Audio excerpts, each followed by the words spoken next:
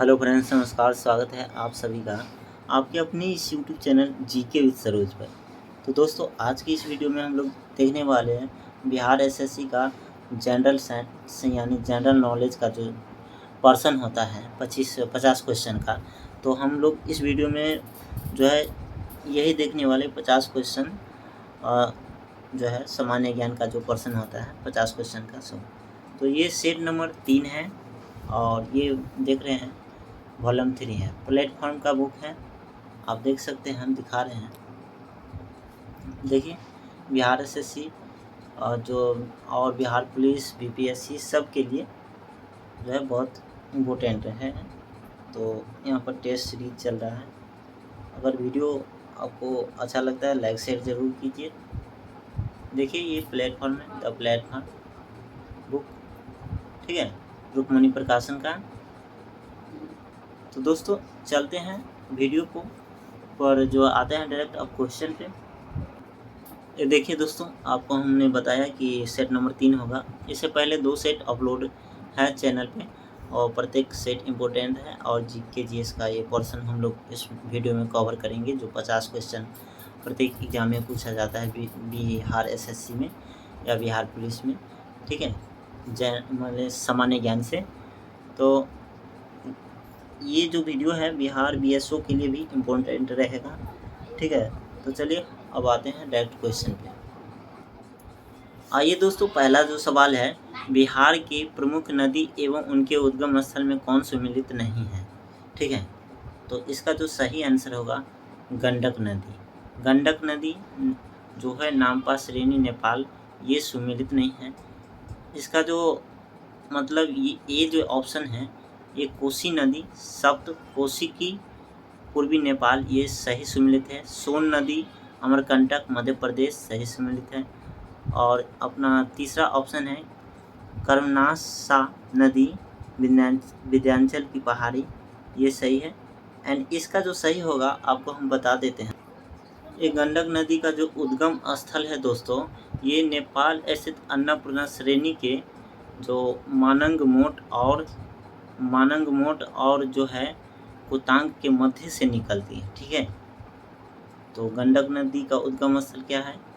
नेपाल स्थित, यानी नेपाल में अन्नपूर्णा श्रेणी के जो है कुतांग के मध्य से निकलती हैं, ठीक है, मानंग मोट के, ठीक है। चलिए आगे बढ़ते हैं। रामेश्वर कुंड कहाँ स्थित है? तो रामेश्वर कुंड जो है ये मुंगेर में स्थित है, ऑप्शन बी, ठीक है।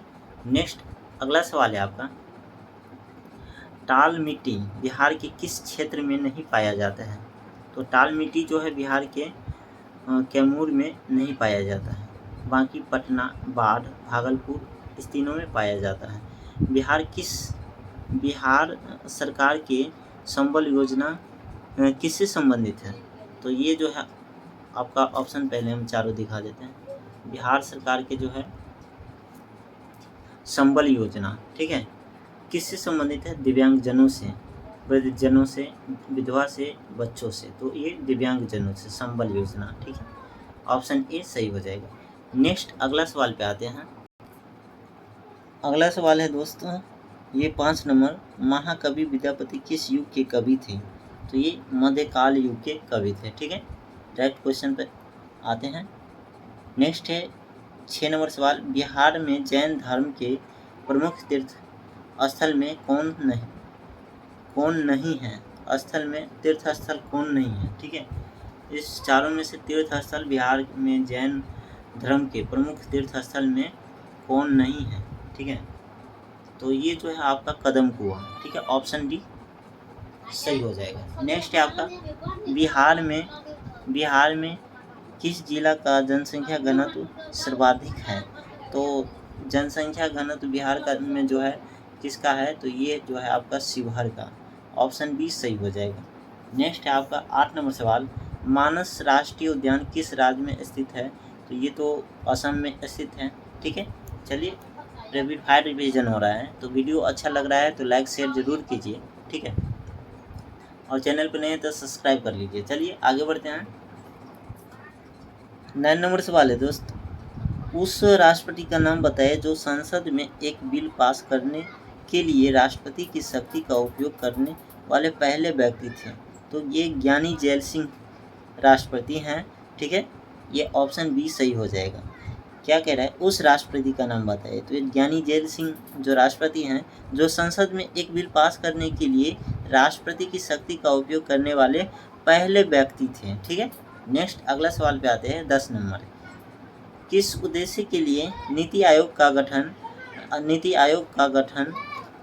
द्वारा गठन,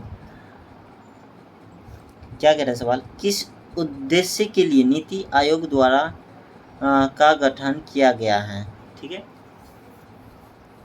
तो कौन से उद्देश्य के लिए है जो नीति आयोग का गठन किया गया है, ठीक। तो ऑप्शन देखिए यहाँ पर, ये जो है राज्यों की अधिक वित्तीय स्वायत्तता प्रदान करने के लिए, ये नहीं, ये उद्देश्य नहीं है। राज्य सरकार शासन की अनुदान प्रणाली का जीर्णोद्धार करना, ये गलत है। नेक्स्ट है आपका ऑप्शन सी, जो राज्य शासनों की प्रशासनिक विकास और कानूनी संरचना को सुव्यवस्थित करना, ये आपका सही हो जाएगा।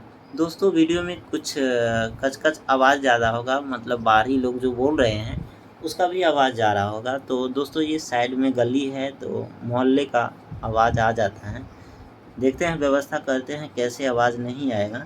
नेक्स्ट अगले वीडियो में। चलिए अगला क्वेश्चन जो है, राष्ट्रीय विकास परिषद के बारे में, ठीक है, राष्ट्रीय विकास परिषद के बारे में सही उत्तर की पहचान करें। तो ये आपका ऑप्शन ए सही हो जाएगा। 1952 में गठित किया गया था, ठीक है। इसका चारों ऑप्शन देख लीजिए, ये ठीक है। राष्ट्रीय विकास के परिषद के बारे में सही उत्तर की पहचान करें, तो इसे 1952 में गठित किया गया था। यह एक संवैधानिक निकाय है, ये गलत है। और अगला जो ऑप्शन सी, यह इसकी अध्यक्षता हमेशा राज्य मंत्री द्वारा की जाती है, ये भी गलत है। और इसे नीति आयोग द्वारा स्थापित किया गया, ये भी गलत है। इसका ऑप्शन ए सही हो जाएगा। नेक्स्ट अगला क्वेश्चन पे आते हैं। आइए दोस्तों, ये 12 नंबर सवाल है। क्या है दोस्तों, पेनिनसुलर पठार की सर्वोच्च चोटी अनाईमुडी निम्नलिखित में से किस पहाड़ी पर स्थित है। तो पेनिनसुलर पठार की सर्वोच्च चोटी अनाईमुडी स्थित में किस पहाड़ी पर स्थित है। तो ये जो है अनाईमुडी का अनामलाई पहाड़ी पर, ठीक है। नेक्स्ट आगे क्वेश्चन पर चलते हैं। आइए दोस्तों अगला सवाल है 13 नंबर। भारत में एशियाई चीता किस वर्ष विलुप्त घोषित किया गया था। तो भारत में एशियाई चीता जो है 1952 में विलुप्त घोषित किया गया था। नेक्स्ट है 14 नंबर सवाल। प्रसिद्ध जुलू जनजाति किस देश से संबंधित है। तो जुलू जो है आपका दक्षिण अफ्रीका से संबंधित है, जुलू जनजाति, ठीक है। प्रसिद्ध जनजाति है जो दक्षिण अफ्रीका से संबंधित है। नेक्स्ट आगे बढ़ते हैं। किन्हें भारतीय अंतरिक्ष कार्यक्रम का जनक माना जाता है। तो किन्हें भारतीय अंतरिक्ष कार्यक्रम का जनक माना जाता है, ये विक्रम साराभाई को। नेक्स्ट अगला क्वेश्चन है, मैकाल रेंज की अमरकंटक पहाड़ी से उत्पन्न होने वाली नदियों का नाम बताइए। तो मैकाल रेंज की जो अमरकंटक पहाड़ी से उत्पन्न होने वाली नदियों का नाम बताना है। नर्मदा और सोन नदी और नर्मदा नदी, ये दोनों नदी जो है अमरकंटक पहाड़ी से उद्गम है। इसका मतलब निकलने वाली नदी है। अमरकंटक पहाड़ी से निकलने वाली नदी नर्मदा और सोन नदी है। नेक्स्ट अगला सवाल पे आते हैं। आइए ये 17 नंबर सवाल है। निम्नलिखित में से कौन सा आरक्षित जीवमंडल सबसे अधिक ऊंचाई पर स्थित है। तो ये खांगचेन द जोंग, ये जो है आपका आरक्षित जीवमंडल सबसे अधिक ऊंचाई पर है, ठीक है। नेक्स्ट है अगला 18वें नंबर सवाल। विजय अमृतराज इससे संबंधित है, मतलब किससे संबंधित है। ये विजय अमृतराज जो है एक व्यक्ति है, खिलाड़ी हैं जो टेनिस खेल से संबंधित हैं, ठीक है। नेक्स्ट है पंचायती राज का मुख्य उद्देश्य क्या है। तो पंचायती राज का मुख्य उद्देश्य जो है ये है दोस्तों, लोगों को विकासमूलक प्रशासन में भागीदारी के योग्य बनाना, ठीक है। ऑप्शन डी सही हो जाएगा। नेक्स्ट अगला क्वेश्चन पे आते हैं। आइए दोस्तों अगला क्वेश्चन है, भारत के वे राज्य कौन कौन से हैं जो अपनी सीमा गोवा राज्य के साथ साझा करती है। तो दोस्तों ये गोवा राज्य जो है छोटा सा राज्य समुद्र के किनारे, और तो उनसे जो साझा करने वाले जो राज्य हैं यानी पड़ोसी राज्य, ये कर्नाटक और महाराष्ट्र है। ठीक है। नेक्स्ट अगला क्वेश्चन है, भारत के संविधान में मूलतः डैश भाग समाविष्ट है। तो भारत के संविधान में मूल रूप से जो है 22 भाग है। अगर 22 ऑप्शन नहीं रहेगा और इस तरह से रहेगा 29, 20, 25, 30, तो आपको 25 लगाना है। ठीक है। नेक्स्ट अगला क्वेश्चन पे आते हैं। ये है अगला क्वेश्चन आपका, किस शहर को अरब सागर की रानी कहा जाता है। तो ये कोच्चि को अरब सागर की जो है रानी कहा जाता है। नेक्स्ट निम्नलिखित में से कौन एक तबला वादक नहीं है। तो तबला वादक जो है कि शिव कुमार शर्मा नहीं है, ये सितार वादक है दोस्तों। तो शिव कुमार जो है सितार वादक है। किशन महाराज, जाकिर हुसैन, निखिल घोष, ये सारे के सारे जो है तबला वादक हैं। नेक्स्ट अगला सवाल है, किस भाषा के लेखक सबसे अधिक बार ज्ञानपीठ पुरस्कार से सम्मानित हुए हैं। तो ये कन्नड़ भाषा के जो लेखक हैं जो सबसे अधिक बार ज्ञानपीठ पुरस्कार से सम्मानित हुए हैं। नेक्स्ट है, लोकसभा की पहली महिला अध्यक्ष कौन थी। तो ये मीरा कुमार। ठीक है। लोकसभा की पहली महिला अध्यक्ष जो मीरा कुमार थी। जैसे कि दोस्तों भारत का प्रथम राष्ट्रपति जो था ये आपका श्रीमती प्रतिभा देवी सिंह पाटिल से थे। ठीक है। नेक्स्ट अगला क्वेश्चन आते हैं। आइए दोस्तों 26 नंबर सवाल है, कौन नीति आयोग के नए उपाध्यक्ष के रूप में नियुक्त किए गए हैं। तो दोस्तों अभी जो वर्तमान में नीति आयोग के उपाध्यक्ष ये जो है सुमन बेरी हैं। ठीक है। 2022 में ही बने थे। नेक्स्ट है आपका अगला सवाल 27 नंबर, दुनिया की सबसे महंगी करेंसी कौन से देश की है। तो सबसे महंगी करेंसी जो है कुवैती दिनार। ठीक है। कुवैती दिनार। ठीक है। नेक्स्ट है आपका अगला सवाल 28 नंबर, FICCI का जो है असंक्षिप्त रूप क्या है, मतलब कि फुल फॉर्म क्या है। Federation of Indian chamber of commerce and industry. ठीक है। ये होगा इसका सही आंसर। ठीक है। Federation of Indian chambers of जो है इंडियन कॉमर्स एंड इंडस्ट्री। ठीक है। FICCI का जो है फुल फॉर्म है। ठीक है। नेक्स्ट आगे अगला क्वेश्चन पे आते हैं 29 नंबर पे। आइए दोस्तों 29 नंबर सवाल है, राष्ट्रीय आय का अर्थ क्या है। तो दोस्तों इसका ऑप्शन है केवल मजदूरी, केवल किराया, सभी अस्थायी लागत का जोड़। उपरोक्त में से कोई नहीं, तो ऑप्शन सी हो जाएगा, सभी अस्थायी लागत का जोड़। ठीक है। नेक्स्ट है 30 नंबर सवाल, ये भारत में राष्ट्रपति किस अनुच्छेद के अंतर्गत वित्तीय आपात घोषित करता है। ये 360 के, ठीक है, अनुच्छेद 360 में जो है भारत में राष्ट्रपति जो वित्तीय आपात लागू करता है 360 अनुच्छेद आर्टिकल। नेक्स्ट अगला क्वेश्चन है आपका 31 नंबर सवाल, जीवन के अधिकार के अलावा भारतीय संविधान के अनुच्छेद 21 में और कौन सा अधिकार दिया हुआ है। तो ऑप्शन डी भोजन का अधिकार। ठीक है। ऑप्शन डी भोजन का अधिकार जो है दिया हुआ है 21 में। नेक्स्ट अगला क्वेश्चन पे आते हैं। आइए 32 नंबर सवाल है आपका, निम्नलिखित शासकों को अपने शासन काल की अवधि के अनुसार सही क्रम में व्यवस्थित करें। तो ये जो है आपका जो सबसे पहले शासक जो है कुतुबुद्दीन ऐबक है। ठीक है। फिर से शमसुद्दीन ऐबक इसके बाद आया, इसके बाद रजिया सुल्तान आया, फिर जो आया गयासुद्दीन बलबन। ठीक है। तो इसका जो होगा ऑप्शन डी 1, 3, 4, 2। ठीक है। अगले क्वेश्चन पे आते हैं, चौरी चौरा की घटना किस वर्ष में हुई थी। तो चौरी चौरा की जो घटना हुई 1922 में हुई। ठीक है। 1922 में चौरी चौरा की घटना। अगले सवाल पे आते हैं, अमेजन नदी किस महाद्वीप से होकर गुजरती है। तो अमेजन नदी जो है दक्षिण अमेरिका महाद्वीप से होकर गुजरती है। ठीक है। नेक्स्ट अगला क्वेश्चन है आपका 35 नंबर सवाल पे आता है। आइए 35 नंबर सवाल है, मैत्री तथा दक्षिण गंगोत्री किस महाद्वीप से में भारत के शोध केंद्र हैं। मैत्री तथा दक्षिण गंगोत्री किस महाद्वीप में भारत के शोध केंद्र हैं। तो ये जो है आपका अंटार्कटिका में। ठीक है। अंटार्कटिका में। नेक्स्ट है आपका, निम्नलिखित में से कौन सा एक स्थलीय आवास का उदाहरण नहीं है। तो स्थलीय आवास का जो उदाहरण वन, स्थलीय आवास कर सकता है, घास के मैदान में कर सकता है, मरुस्थल में भी कर सकता है, दलदल में नहीं कर सकता है। तो इसका ऑप्शन डी हो जाएगा। ये जो है स्थलीय आवास का मैदान नहीं है। ठीक है। नेक्स्ट अगला क्वेश्चन है आपका, कलमकारी कला के प्रसिद्ध कौन सा राज्य है?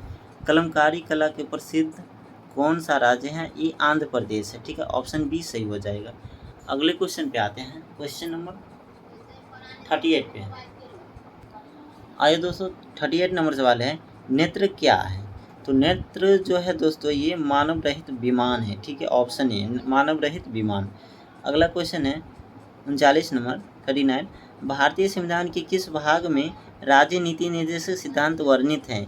तो भारतीय संविधान के जो किस भाग में राज्य के नीति निर्देशक सिद्धांत का जो है वर्णित है, ये आपका DPSP, ये जो है भाग 4 में है। ठीक है, भाग 4।